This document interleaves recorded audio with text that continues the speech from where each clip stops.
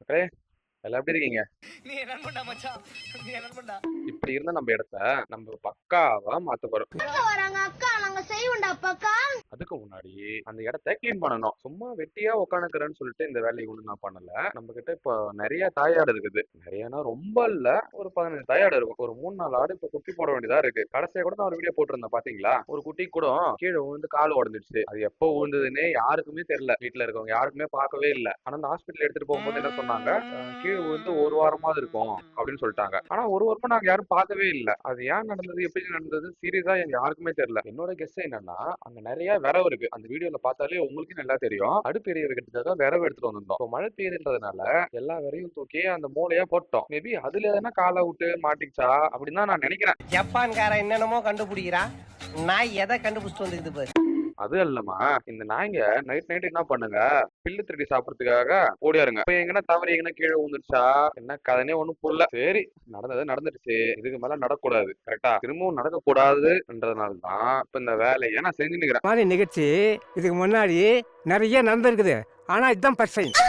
இப்ப என்னன்னா, இவங்களுக்கு இங்க ஒரு கட்டமா இங்க ஒரு தடுப்பு மாதிரி போட்டுருவான். போட்டு அவங்கள வெளியிலேயே வராத மாதிரி நைட்டு மட்டும் பக்காவா ரெடி பண்ணும். காலையில ஆரம்பிச்ச வேலை ஃபேமிலிஸ் இது. இப்ப மதியம் ஆயிடுச்சு. சரி, போர் அடிக்குது, நம்ம கேர்ள்ஸ் கிட்ட போய் கொஞ்ச நேரம் சண்டை போட்டு வரலான்ட்டு தான் வந்தேன். ப்ரோ மூடிட்டு போனா உட்காருங்க ப்ரோ. 1008 டென்ஷனில் இருக்கேன் ப்ரோ. ப்ளீஸ் ப்ரோ, தப்பா எடுத்துக்காதீங்க. எல்லாம் வயித்துல உட்காந்துக்குதுங்க. இந்த நாட்டுக்கோழிங்கிட்ட இருக்கிற ஒரே கடுப்பு, வயித்துல உட்காந்துதுன்னு வச்சுங்களா, ஏந்திருக்காது.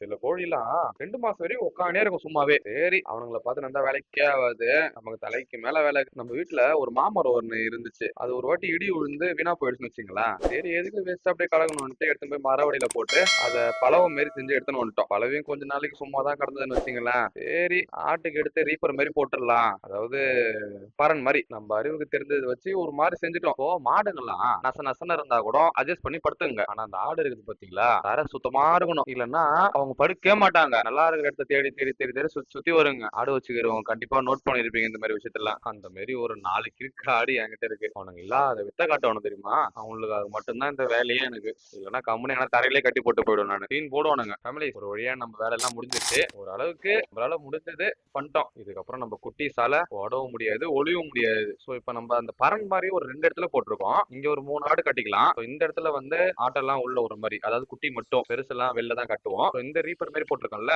இதுங்கள ஒரு இது மேல ஒரு 3 ஆடு 4 ஆடு கட்டுருவான். மத்ததெல்லாம் வெளில கட்டுவான். அவங்களுக்காக மட்டும்தான் மெயினா இப்ப நம்ம ரெடி பண்ணோமே, குட்டி பாய்ஸ்க்காக மட்டும்தான். இன்னும் கொஞ்சம் வேலை பெண்டிங் இருக்கு. சில்லற வெள்ளா இருக்கு. உள்ள பாருங்க, கொஞ்சம் கல்லுங்கிலுமா கிடக்குதா, அதெல்லாம் கொஞ்சம் மண்ணு கொட்டி கொஞ்சம் பக்காவா ரெடி பண்ண. ஆனா கொஞ்சம் மண்ணு நம்ம கிட்ட இருக்கு, அதை கொட்டி அப்படியே சமமாக்கணும். கொஞ்சம் மோடு பள்ளம் எல்லாம் இல்லாம சமமா இருந்தா குட்டிங்களுக்கு கொஞ்சம் நல்லா இருக்கும் படுக்க போகக்குள்ள. சீரியஸா சொல்றேன், காலையில ஆரம்பிச்சேன் ஒரு 10:30 மணி போல. இந்த வேலையை நான் முடிக்கும் போது சாயங்காலம் ஆயிடுச்சு. கரெக்டா இந்த வீடியோ எடுக்கும் போது மணி 5:30. அது வரைக்கும் இந்த வேலை நடந்து தெரியுமா. நம்ம கேரக்டர் எப்படின்னா, மோஸ்டா எந்த வேலையா இருந்தாலும் தனியா செஞ்சிருவேன். யாரையும் துணைக்கு பெருசா கூட மாட்டேன். என்னால முடியாத பட்சத்துல தான் யாருன்னா ஒரு ஆள் கூட வச்சுக்கின்னு கொஞ்சம் ஹெல்ப்புக்கு அப்படியே வச்சு செஞ்சிருவேன். அவ்வளவுதான் மக்களே, முடிஞ்சிருச்சு. எல்லாரும் வீடியோ பாக்குறீங்க, அந்த சப்ஸ்கிரைப் பட்டனை கொஞ்சம் தட்டி விட்டு போயிடுங்க.